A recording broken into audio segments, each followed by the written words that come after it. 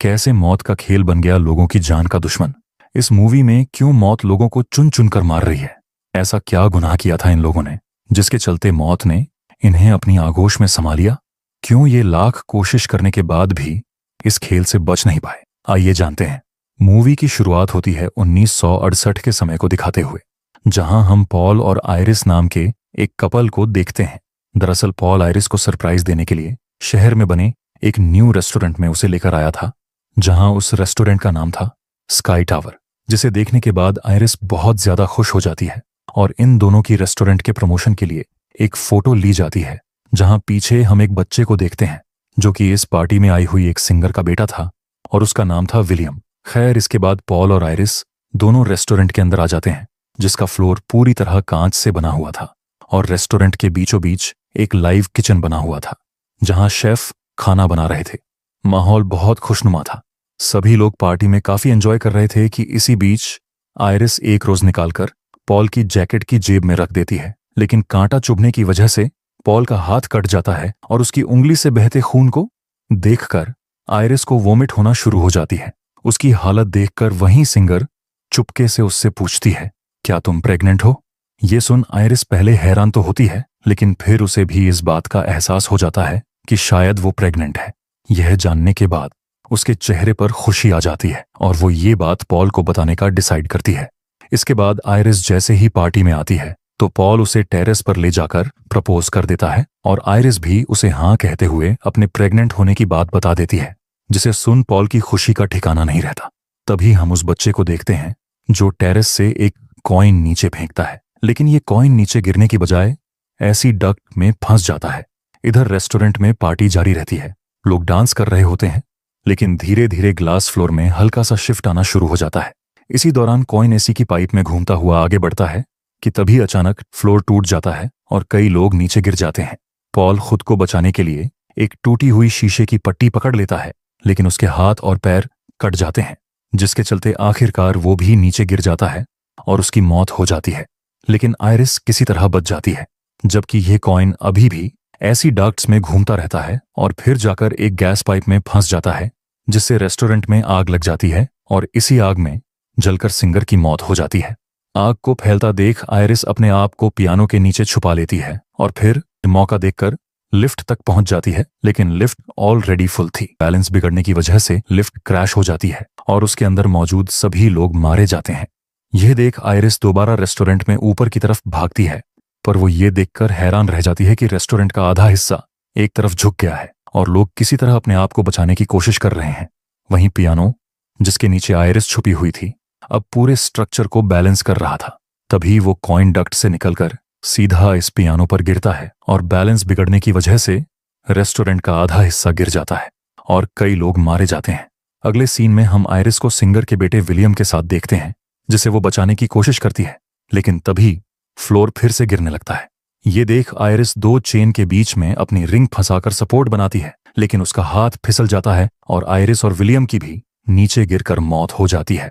तभी हम एक लड़की के चीखने की आवाज सुनते हैं और यहां हमें पता चलता है कि यह सब असल में स्टेफनी के हेल्यूसिनेशन में हो रहा था। उसके चीखने की वजह से क्लासरूम में मौजूद सभी स्टूडेंट्स डिस्टर्ब हो जाते हैं, जिसके बाद प्रोफेसर के पूछने पर वो बताती है कि उसे अक्सर ऐसे हेल्यूसिनेशन और डरावने विजन आते रहते हैं। रात को जब स्टेफनी सोती है तो उसे फिर से एक डरावना सपना आता है और वो डर की वजह से उठ जाती है। ये देख स्टेफनी की रूममेट उसे अपनी फैमिली से इस बारे में बात करने की सलाह देती है और अगले दिन स्टेफनी अपने पापा और छोटे भाई से मिलने उनके घर पहुंच जाती है, जिसके बाद उसका भाई और वो दोनों अपने अंकल के घर जाते हैं, जो उनकी मॉम के भाई थे। दरअसल स्टेफनी की अपने कजन्स के साथ काफी ज्यादा अटैचमेंट थी। सभी लोग यहाँ काफी एंजॉय करते हैं कि तभी स्टेफनी अपने अंकल से आयरिस के बारे में पूछती है। जी हाँ, वही आयरिस जो उसके सपने में बार बार आती थी। असल में वो स्टेफनी की ग्रैंडमदर थी, लेकिन आयरिस का नाम सुनते ही उसके अंकल नाराज हो जाते हैं और उससे कहते हैं, तुम्हारी ग्रैंड माँ हमारे लिए मर चुकी है। वो पागल हो गई थी और एक आइलैंड पर जाकर रहने लगी थी। इसके बाद वो हमसे मिलने के लिए कभी नहीं आई और उन्हीं की वजह से तुम्हारी माँ की भी दिमागी हालत खराब हो गई थी और वो भी हमें छोड़कर चली गई। इतना कहकर वो यहां से चले जाते हैं, जिसके बाद स्टेफनी की आंट उसे चुपके से आयरिस द्वारा भेजे गए लेटर, उसका एड्रेस और एक फोटो देती है। ये वही फोटो थी जो पॉल और आयरिस की टावर व्यू रेस्टोरेंट के सामने ली गई थी। स्टेफनी जब इस जगह को देखती है तो उसे याद आता है कि उसने अपने सपने में पहले भी कई बार यही जगह देखी है। सच जानने के लिए वो अब उसी आइलैंड पर जाने का फैसला करती है जहां आयरिस रहती थी। स्टेफनी वहां पहुंचकर पहले अपना नाम बताती है और इस नाम को सुनते ही आयरिस इमोशनल होकर उसे अंदर बुला लेती है और स्टेफनी से उसकी मां के बारे में पूछती है, जिस पर वो आयरिस को बताती है कि उसकी मां बचपन में ही उसे छोड़कर चली गई थी। इसके आगे वो आयरिस को अपने सपने के बारे में बताते हुए कहती है कि मुझे हर रोज स्काई व्यू रेस्टोरेंट का सपना आता है जिसमें मैं आपकी और ग्रैंडफादर पॉल की मौत देखती हूँ। ये सुन आयरिस हैरान रह जाती है और स्टेफनी से कहती है कि जो विजन तुम्हें आते हैं वो पहले मुझे भी आते थे और इन्हीं विजन्स की वजह से मैं उस दिन होने वाले बड़े हादसे को रोक पाई थी। उस दिन मैंने उस बच्चे के हाथ से वो कॉइन ले लिया था और माइक पर लोगों को वार्निंग दे दी थी कि फ्लोर टूटने वाला है, जिसकी वजह से लोग पहले ही वहां से चले गए और इस तरह काफी लोग मरने से बच गए। ये सुन स्टेफनी हैरान होकर आयरिस से पूछती है, क्या आपने पार्टी में मौजूद सब लोगों की जान बचा ली थी? इस पर आयरिस कहती है, हाँ, उस दिन मैंने मौत को धोखा देकर सबकी जान बचा तो ली थी, पर मौत उन लोगों का पीछा करती रही और उन्हें ढूंढ ढूंढ कर मारती रही। यहां तक कि उस हादसे के बाद जो बच्चे पैदा हुए थे उन्हें भी इस मौत के खेल का सामना करना पड़ा। पॉल को भी इसी तरह इस मौत के खेल ने मार डाला और तब मुझे एहसास हुआ कि अगली बारी मेरी है। इसीलिए मैं यहां आकर छुप गई, क्योंकि अगर मैं मर गई तो यह मौत तुम्हें और तुम्हारे भाई को भी मार डालेगी, लेकिन जब तक मैं जिंदा हूं तब तक तुम सबको कुछ नहीं होगा। इसके बाद स्टेफनी आयरिस से पूछती है, तो फिर आखिर मुझे ये विजन्स क्यों आ रहे हैं? इस पर वो जवाब देते हुए कहती है, क्योंकि मौत अब हमारे पीछे है। ये बात सुनकर स्टेफनी बहुत ज्यादा डर जाती है। तब आयरिस उसे एक बुक देती है जिसमें उस हादसे में बचे लोगों को किस तरह मारा गया और मौत से कैसे बचा जा सकता है, यह सब जानकारी मौजूद थी। लेकिन स्टेफनी इस पर भरोसा नहीं करती और बाद में आने का कहकर यहां से जाने लगती है। ये देख आयरिस अपने बच्चों को बचाने के लिए मौत का सामना करने का फैसला करती है और कई सालों बाद पहली बार अपने केबिन से बाहर आती है। वो इतने सालों तक केबिन में छुपी हुई थी ताकि मौत उसे न ढूंढ पाए। फिर वो स्टेफनी को किताब देते हुए कहती है कि अब मौत तुम्हारे पीछे आएगी, जिससे बचने के लिए तुम्हें इस किताब की जरूरत पड़ेगी। लेकिन स्टेफनी को अब भी उसकी बात पर यकीन नहीं होता, इसलिए आयरिस उसे यकीन दिलाने के लिए कहती है, देखो अब मैं कैसे मरती हूं। तभी पास में गैस लीक होने लगती है और गैस लीक की वजह से चीजें इधर उधर गिरना शुरू हो जाती हैं।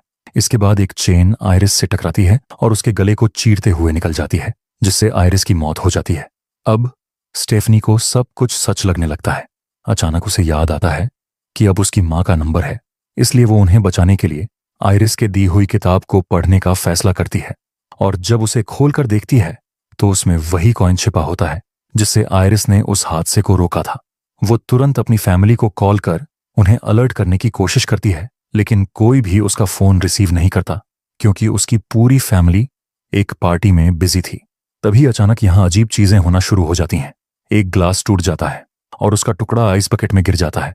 इस बकेट में से जब स्टेफनी के अंकल बर्फ लेते हैं तो वो कांच का टुकड़ा उनके ग्लास में चला जाता है, जिसे वो साइड में रख देते हैं।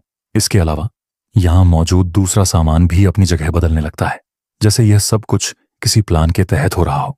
इधर स्टेफनी के अंकल के हाथ से वो ग्लास गिर जाता है और कांच का टुकड़ा उनके पैर में चुभ जाता है। दर्द की वजह से वो जैसे ही जमीन पर गिरते हैं तो उनके गिरने से जमीन में एक वाइब्रेशन पैदा होती है और एक औजार अचानक लॉन कटिंग मशीन पर गिर जाता है, जिससे मशीन स्टार्ट हो जाती है और अचानक स्टेफनी के अंकल के फेस को क्रैश कर उन्हें मार देती है। इस खौफनाक नजारे को देखकर घर के सभी लोग बहुत डर जाते हैं।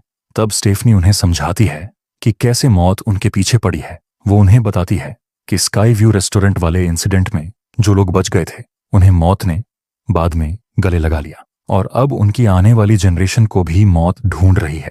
यानी अगर स्टेफनी की मां मर गई तो अगली बारी स्टेफनी की होगी, फिर उसके अंकल और उनके बच्चों को भी इस खेल का सामना करना पड़ेगा। पर कोई भी फैमिली मेंबर उसकी बात पर यकीन नहीं करता सिवाय उसकी मॉम के। लेकिन स्टेफनी की उनसे कुछ खास बनती नहीं थी और ना ही वो उनसे बात करती थी। इसके बाद हम स्टेफनी के एक कजिन एरिक को उसकी पियर्सिंग शॉप में देखते हैं, जो खुद भी नाक में एक नोज रिंग पहने हुए था। वो काम खत्म करके यहां से जा ही रहा होता है कि अचानक एक फैन जो मैग्नेटिक चेन से जुड़ा हुआ था वो स्टार्ट हो जाता है और वो चेन उसकी नोज रिंग में आकर फंस जाती है। यहीं पास में केरोसिन गिरा हुआ था जहां अचानक आग लग जाती है। हालांकि एरिक खुद को चेन से तो छुड़ा लेता है लेकिन नीचे आग में गिर जाता है। ये बात जैसे ही स्टेफनी को पता चलती है तो वो अपने भाई को लेकर उसकी शॉप के लिए निकल जाती है, क्योंकि उसे पता था कि एरिक उसके अंकल का बेटा है और उसकी भी मौत होनी निश्चित थी। लेकिन एरिक इन्हें रास्ते में ही मिल जाता है। हैरानी की बात यह थी कि इतने बड़े इंसिडेंट के बाद भी उसे सिर्फ बाजू पर ही चोट लगी थी। अभी स्टेफनी उससे बात कर ही रही होती है कि तभी एक तेज रफ्तार ट्रक आकर उसे धक्का मार देता है, लेकिन फिर भी एरिक को कोई नुकसान नहीं पहुंचता। ये देख स्टेफनी को काफी अजीब लगता है। तब एरिक मुस्कुराते हुए उससे कहता है, मैंने कहा था ना, मुझे कुछ नहीं होगा। लेकिन स्टेफनी अब भी डरी हुई थी, इसलिए वो चारों तरफ देखने लगती है कि कौन सी चीज एरिक को नुकसान पहुंचा सकती है। इतने में यहां से एक कचरे की गाड़ी गुजरती है, जिसे देख स्टेफनी एरिक से इससे दूर रहने के लिए कहती है, लेकिन वो तो जाकर ट्रक से लिपट जाता है और उसे कुछ भी नहीं होता। तभी एरिक की सिस्टर भी वॉक के लिए जाने लगती है कि अचानक उसका पैर एक बॉल से टकराता है और वो गार्बेज बास्केट के अंदर गिर जाती है। इसके बाद ट्रक ड्राइवर जल्दी से इस गार्बेज को अपने ट्रक में डालकर यहां से ले जाने लगते हैं। ये देख स्टेफनी उसे बचाने के लिए बिना सोचे समझे ट्रक के ऊपर चढ़ जाती है, लेकिन जब तक वो वहां पहुंचती है तब तक ट्रक का क्रशिंग सिस्टम ऑन हो चुका था। स्टेफनी की आंखों के सामने उसकी कजिन का शरीर कई टुकड़ों में बिखर जाता है। केवल उसका हाथ ही सिर्फ स्टेफनी के हाथ में रह गया था। उसकी मौत की वजह से सभी फैमिली मेंबर्स काफी डिस्टर्ब थे। स्टेफनी को लग रहा था कि एरिक की सिस्टर की जगह उसके बड़े भाई यानी एरिक को मरना चाहिए था। तभी स्टेफनी की आंट एक बड़े सच का खुलासा करती है। वो उसे बताती हैं कि असल में एरिक स्टेफनी के अंकल का रियल बेटा नहीं है। इसी वजह से उसकी मौत नहीं हुई, बल्कि उसकी बहन की मौत हो गई, जो कि उनकी बायोलॉजिकल बेटी थी। यह सुनकर स्टेफनी हैरान रह जाती है और सभी फैमिली मेंबर्स को उसकी बात पर यकीन होने लगता है। वहीं एरिक के छोटे भाई बॉबी को अपनी जान जाने का डर सताने लगता है, इसलिए वो स्टेफनी से मदद मांगता है। जिसके बाद स्टेफनी उसे लेकर एक शख्स से मिलने के लिए जाती है, जो उस दिन स्काई व्यू वाले इंसिडेंट में बच गया था और उसने बाद में मौत को भी चकमा दे दिया था। थोड़ी दूर का सफर तय करने के बाद ये लोग उस शख्स तक पहुंच जाते हैं और उसे जेब नाम से पुकारते हैं, जिसे सुन जेब एकदम हैरान रह जाता है, क्योंकि इस नाम से केवल आयरिस ही उसे बुलाती थी। इसके बाद स्टेफनी जेब से पूछती हैं, आप आयरिस को कैसे जानते हैं? इस पर वो इन्हें कहता है कि उस दिन मैं भी उसी पार्टी में मौजूद था जहां मेरी माँ एक सिंगर थी। ये जानने के बाद स्टेफनी को वो विजन याद आ जाता है और वो उसे पहचान लेती है। वो छोटा बच्चा ही जेबी था। आगे जेबी स्टेफनी को बताता है कि कुछ साल पहले आयरिस भी मेरे पास आई थी ताकि वो पॉल की मौत को चकमा दे सके, लेकिन लाख कोशिशों के बाद भी हम उसे बचा नहीं पाए। ये सुन स्टेफनी उससे पूछती है, क्या कोई ऐसा है जो अब तक बच पाया हो? तब वो जवाब देते हुए कहता है, हाँ, 2 लोग हैं। अब स्टेफनी जेबी से मदद मांगती है, लेकिन वो मना कर देता है क्योंकि वो एक बार मौत को धोखा दे चुका है और अब दोबारा नहीं दे सकता। तभी स्टेफनी के कजिन को एक आइडिया आता है और वो बॉबी को पीनट खिलाकर उसे मौत के करीब पहुंचाने की कोशिश करता है, क्योंकि उसे पीनट से एलर्जी थी और जैसे ही मौत उसे लेने के लिए आएगी तब वो तुरंत उसे एंटी एलर्जिक मेडिकल सर्विसेज देकर जिंदा कर लेंगे। इस तरह ये मौत को धोखा दे सकते हैं और एक बार मौत को धोखा दिया तो वो इनका पीछा छोड़ देगी। लेकिन जैसे ही वो वेंडिंग मशीन के पास जाता है तो वो काम करना बंद कर देती है और जल्दबाजी में वेंडिंग मशीन का एक स्प्रिंग ढीला होता है। इसके बाद एरिक बॉबी को एक कमरे में छोड़कर एंटी एलर्जिक इंजेक्शन लेने के लिए बाहर निकल जाता है। जाते वक्त वो दीवार पर हाथ मारता है और गलती से कुछ बटन दब जाते हैं, जिससे पास में मौजूद MRI मशीन चालू हो जाती है। इसी बीच जब एरिक वापस लौटकर इस रूम में आता है तो वो बॉबी को पीनट चॉकलेट खिला देता है, लेकिन उसी वक्त MRI मशीन का जोरदार मैग्नेटिक फील्ड एक्टिव हो जाता है और एरिक, जिसके पूरे शरीर पर पियर्सिंग थी, वो मशीन की तरफ खींचने लगता है। इधर बॉबी, जिसने चॉकलेट खाई थी, वो किसी तरह अपने आप को इंजेक्ट कर अपनी जान बचा लेता है, पर तभी वेंडिंग मशीन से निकली वो स्प्रिंग उसके सिर लग जाती है और बॉबी की वहीं मौत हो जाती है। स्टेफनी को अब अपनी मां की जान का डर सताने लगता है, इसलिए वो उन्हें अपनी ग्रैंड मां के घर चलने के लिए कहती है, क्योंकि वहां कई सालों तक आयरिस सेफ रही थी। इसी दौरान वो अपनी बुक उठाती है, लेकिन उसमें से कॉइन गिर जाता है, जो बाद में एक बूढ़ी औरत को मिलता है। जैसे ही स्टेफनी अपनी मां और छोटे भाई को इस घर के अंदर भेजती है, अचानक गैस लीक की वजह से यहां आग लग जाती है और जोरदार ब्लास्ट के चलते स्टेफनी की कार पानी में जा गिरती है। इसी बीच एक टावर के ऊपर गिरने ही वाला होता है कि तभी उसकी मां बाहर आकर उसे बचा लेती है और टावर गिरने की वजह से उनकी मौत हो जाती है। स्टेफनी के भाई को पता चल गया था कि अब उसकी बहन की बारी है, इसलिए वो पानी में कूदकर उसे बाहर निकालता है, जहां स्टेफनी डूबकर लगभग मारी गई थी। लेकिन CPR के जरिए स्टेफनी की सांस फिर से वापस आ जाती है, यानी स्टेफनी ने मौत को हरा दिया था। इसके बाद हमें कुछ सालों के बाद का सीन दिखाया जाता है, जहां आज स्टेफनी के भाई चार्ली की ग्रेजुएशन पार्टी है। वो उसकी पॉकेट में एक रोज रखती है और रोज का कांटा अचानक उसके हाथ में चुभ जाता है, ठीक वैसे ही जैसे आयरिस के साथ हुआ था। यानी गेम अभी खत्म नहीं हुआ। दूसरी तरफ हम उसी बूढ़ी औरत को देखते हैं जिसके पास वो कॉइन था। अचानक वो कॉइन उसके पर्स से निकलकर रेलवे ट्रैक के बीच फंस जाता है। इधर स्टेफनी के घर पर उसके भाई का दोस्त, जो एक डॉक्टर है, वो इनसे मिलने के लिए आता है और स्टेफनी से कहता है, तुम बहुत लकी हो जो बच गई। असल में तुम जिंदा नहीं बचती। अगर कोई इंसान 5 मिनट तक सांस ना ले तो वो क्लिनिकली डेड होता है।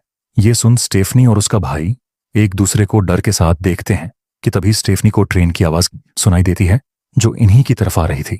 ये देख दोनों भाई बहन जल्दी से भागते हैं, लेकिन तब तक बहुत देर हो चुकी थी। ट्रेन के पीछे से लकड़ी के कुछ टुकड़े उड़ते हुए आकर उनकी बॉडी में स्टैब हो जाते हैं और दोनों की यही मौत हो जाती है। और इसी हॉरर सीन के साथ ये मूवी यही खत्म होती है। तो दोस्तों, आपको ये मूवी कैसी लगी कमेंट में जरूर बताएं। वीडियो पसंद आई हो तो वीडियो को लाइक, शेयर करें और हमारे चैनल को सब्सक्राइब कर लें।